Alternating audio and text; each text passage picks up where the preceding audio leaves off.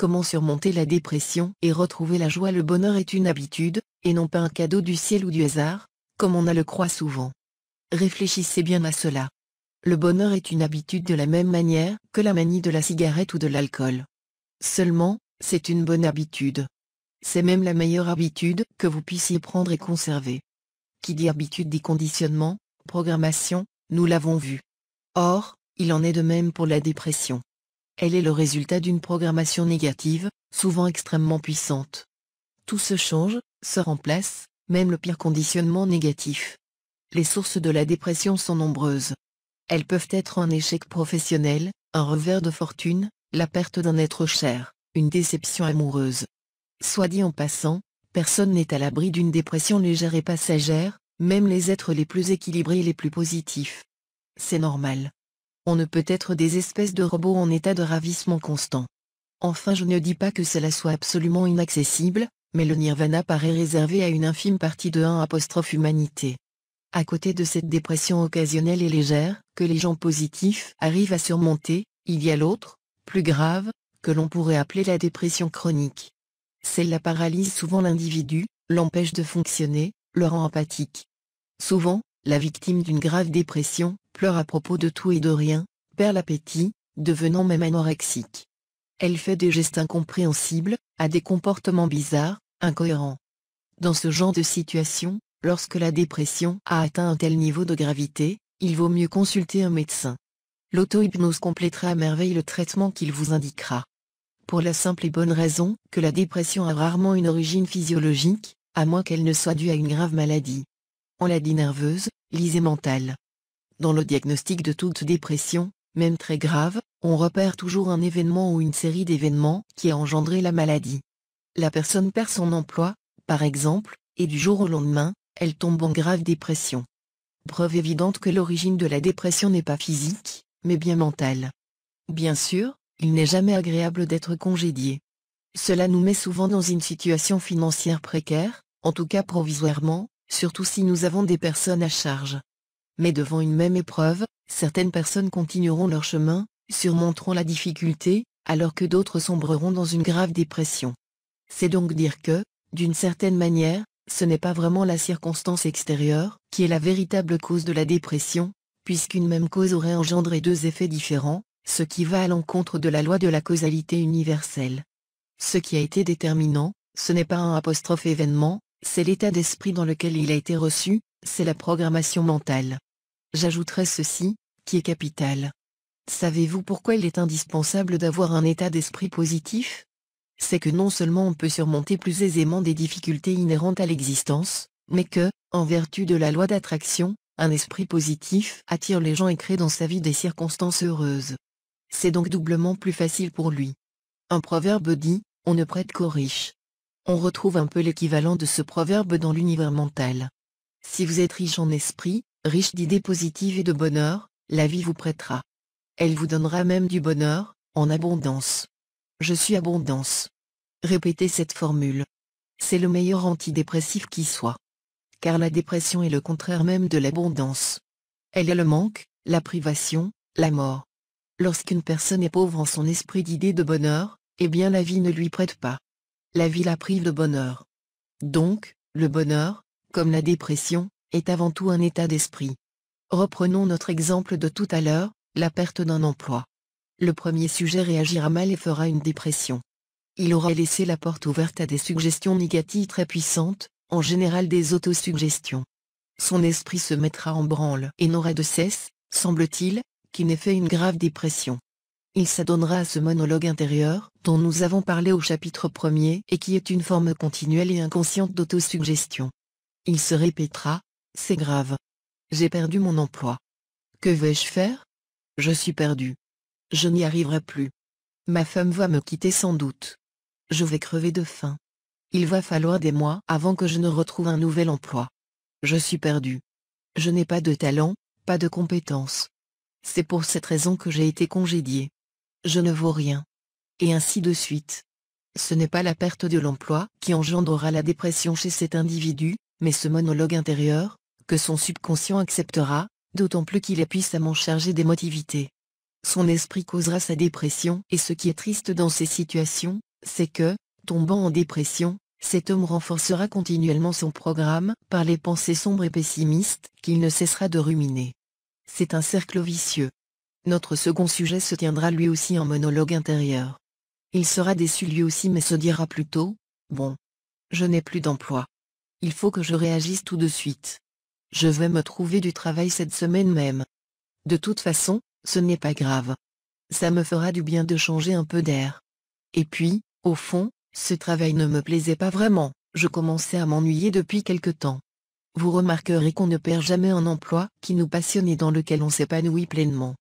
Souvent, on aurait dû quitter depuis longtemps cet emploi dans lequel on n'évolue plus, on n'apprend plus rien. La vie doit parfois nous donner un petit coup de pouce. Mais sachez bien que c'est toujours pour le mieux. Je suis compétent. J'ai de l'expérience. La chance sera avec moi. Je suis persuadé qu'il existe aujourd'hui même un travail idéal pour moi. Je vais le trouver. Merci pour tout ce qui m'arrive. Il y a une solution, je vais la trouver. Cet homme, de toute évidence, ne fera pas de dépression. Il a contre-attaqué par une programmation positive. Mais, me direz-vous, c'est facile pour lui, il est déjà positif. J'en conviens. C'est plus facile pour lui. Mais vous aussi, vous pouvez le devenir. Si vous êtes actuellement dépressif, je vous demande seulement une chose, c'est de donner une chance à ma méthode. C'est un peu comme le pari de Pascal. Si Dieu n'existe pas, vous n'aurez rien perdu. S'il existe, vous serez sauvé. De même pour ma méthode. Je vous dis ceci parce que, lorsqu'une personne est négative, son subconscient est programmé dans un sens, et tout programme cherche à survivre, à se perpétuer, comme s'il était doué d'une vie propre. Aussi, une personne négative aura tendance à rejeter toute idée qui pourrait l'aider à se tirer de l'impasse. Son programme négatif se sent menacé. À cause de lui, votre subconscient vous murmurera à l'oreille que c'est inutile de chercher à s'en sortir, que l'auto-hypnose n'est pas valable, que la vie est ainsi faite, qu'il faut se résigner à être malheureux. Pour employer une comparaison biologique, ces pensées sceptiques sont en quelque sorte les anticorps que secrète le programme négatif pour neutraliser l'agresseur, en l'occurrence les pensées positives. Ce mécanisme est très subtil et en général absolument inconscient. C'est d'ailleurs le jeu du programme négatif qu'il en soit ainsi. La plus grande ruse du diable, dit-on, est de faire croire qu'il n'existe pas. On pourrait en dire autant du programme négatif. Maintenant, vous savez. Vous avez percé à jour ce piège du subconscient. Réagissez. Vous pouvez retrouver la joie. Vous allez vous reprogrammer. Quelques conseils importants. Voici quelques petits conseils avant de passer aux suggestions proprement dites. Quelle est la nature de votre monologue intérieur habituel? Positif ou négatif? Il doit être positif. Alors surveillez l'état de vos pensées. Si vous êtes sujet, comme la plupart des gens, à des périodes passagères de dépression, augmentez à ce moment-là la fréquence de vos séances. Si un incident stressant, contrariant, ou traumatisant survient, je vous suggère de vous adonner sans attendre à une séance. Ce n'est pas en buvant ou en accusant le destin que vous allez traverser cette épreuve. Prenez un bain de soleil mental. Inondez votre esprit de pensées positives. Les jours suivants, faites de même jusqu'à ce que la situation se rétablisse. Elle se rétablira. Elle se rétablit toujours. Les choses sont en général moins pires qu'on ne croit. Et puis, vous êtes encore en vie, c'est l'essentiel. De nouvelles expériences vous attendent, merveilleuses et enrichissantes. Tournez immédiatement la page. Oubliez le passé. Le passé ne vaut que par les leçons qu'il nous a enseignées. Ce qui compte, c'est aujourd'hui. Aujourd'hui. C'est aujourd'hui que vous vivez. Hier n'existe plus. Il n'est qu'une illusion de votre esprit. Il n'y a que le présent. La joie du présent.